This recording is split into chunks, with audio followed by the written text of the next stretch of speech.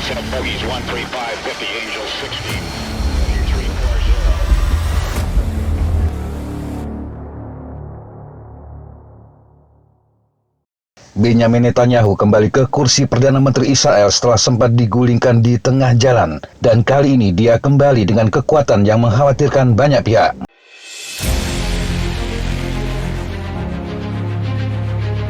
Netanyahu yang berusia 73 tahun mengambil sumpah jabatan pada Kamis 29 Desember 2022, beberapa saat setelah Parlemen Israel atau Knesset mengeluarkan mosi percaya pada pemerintahan barunya. Dari 120 anggota parlemen, 63 suara mendukung pemerintahan baru, sementara 54 suara menentang.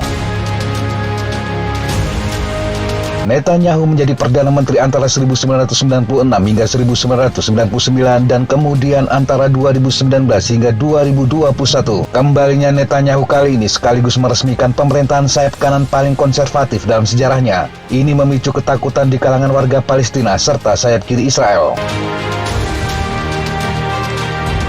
Al Jazeera melaporkan kemenangan Netanyahu diraih dengan koalisi campuran ultra-ortodok dan sayap kanan. Koalisi tersebut mencakup beberapa politisi sayap paling kanan yang pernah dilihat. Setelah sebelumnya hanya berada di pinggiran politik, kini mereka berada di panggung utama.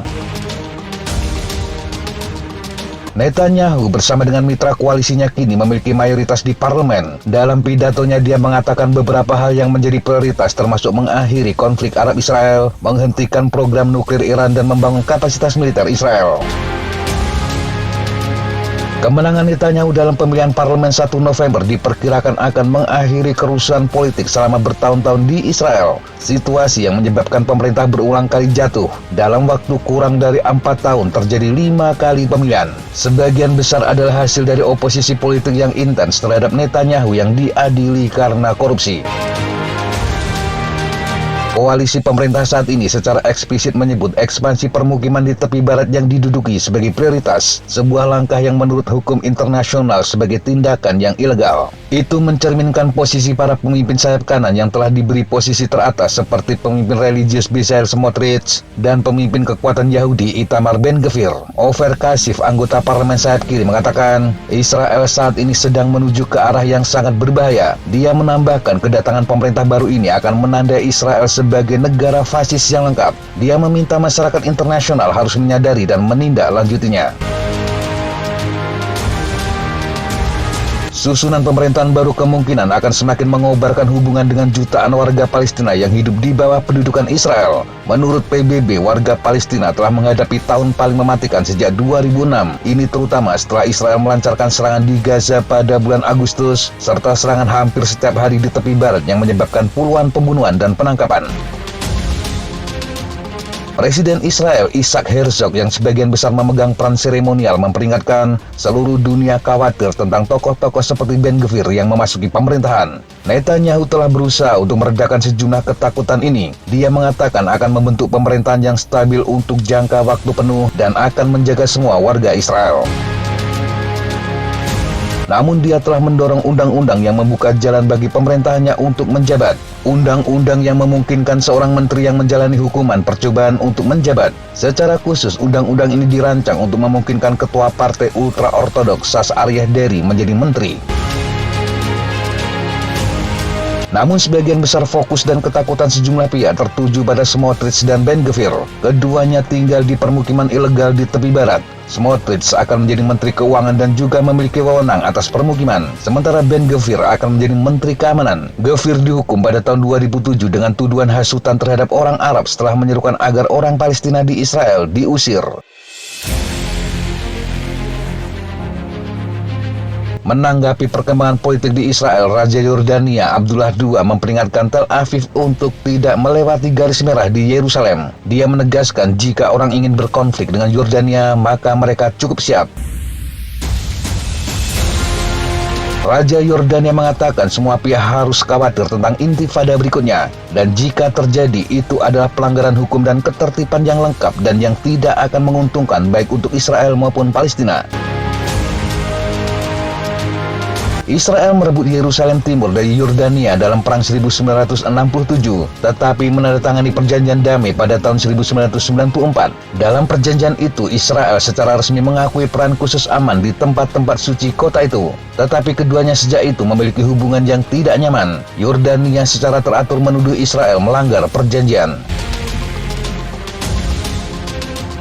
Monarki Yordania telah menjadi penjaga situs suci Yerusalem sejak 1924. Negara ini menganggap dirinya sebagai penjamin hak beragama Muslim dan Kristen di kota tersebut. Ketegangan tertinggi terjadi di kompleks yang dikenal umat Islam sebagai Haram Al-Sharif dan disebut Temple Mount oleh orang Yahudi. Situs tersebut termasuk Masjid Al-Aqsa. Daerah ini juga merupakan situs suci dalam Yudaisme. Politisi sayap kanan Israel sering berpendapat bahwa orang Yahudi juga harus memiliki hak untuk berdoa di sana. Dari populasi Yordania yang berjumlah sekitar 10 juta, lebih dari setengahnya adalah keturunan Palestina, termasuk lebih dari 2 juta pengungsi Palestina. Yordania adalah negara Arab kedua yang menormalkan hubungan dengan Israel setelah Mesir. Dan setelah menunggu selama beberapa dekade, Israel mencetak kemenangan diplomatik besar pada tahun 2020 dengan mendapatkan pengakuan dari 4 negara Arab lainnya. Mereka adalah Uni Emirat Arab, Bahrain, Maroko, dan Sudan. Banyak pihak di Yordania menentang penguatan hubungan lebih lanjut karena perlakuan Israel terhadap Palestina. Namun menurut Abdullah, integrasi Israel ke wilayah itu sangat penting. Tetapi hal itu tidak akan terjadi kecuali ada masa depan bagi Palestina. Yordania juga melipat gandakan upaya untuk memperjelas status umat Kristen di Timur Tengah akhir-akhir ini. Pada bulan September di Majelis Umum PBB, dia memproklamirkan bahwa kekristenan di Yerusalem di bawah api. Sebuah pesan yang didukung oleh para pemimpin gereja di Yerusalem. Beberapa gereja di Tanah Suci juga membunyikan alarm tentang status umat Kristiani di sana. Dalam pesan Natal minggu ini, kepala gereja di Yerusalem mengeluarkan pernyataan mengecam penyerangan terhadap pelaksanaan agama mereka dan pembatasan yang tidak beralasan pada ibadah. Raja Abdullah mengatakan gereja-gereja di Yerusalem menghadapi tantangan dari kebijakan yang menyebabkan komunitas Kristen berada di bawah tekanan. Yordania telah menjadi tempat berlindung yang aman bagi Kristen Timur Tengah selama lebih dari 2 dekade terakhir. Pada bulan Desember, Raja mengeluarkan rencana induk untuk mengembangkan Bethany Beyond the Jordan, sebuah situs warisan dunia UNESCO di mana orang Kristen percaya Yesus dibaptis di tempat ini.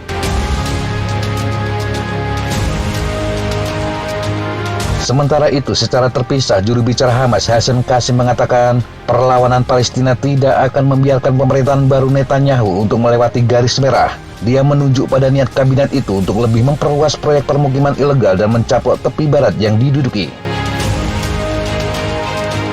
Di bagian lain, Presiden Otoritas Palestina Mahmud Abbas mengatakan moto pemerintah Israel yang baru adalah ekstremisme dan apartheid. Namun Benny Gantz, mantan Menteri Pertahanan Israel, kepada Abbas melalui telepon mengatakan penting untuk menjaga saluran komunikasi dan koordinasi terbuka antara otoritas Palestina dan pemerintahan Israel.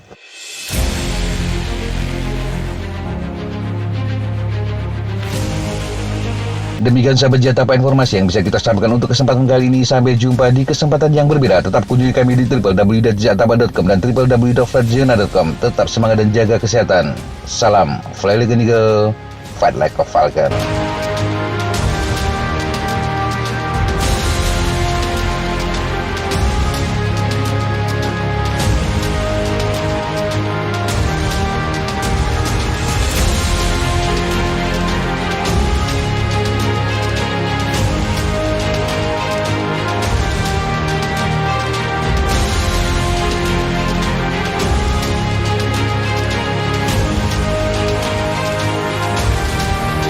Looks like that's all I'm going to take today.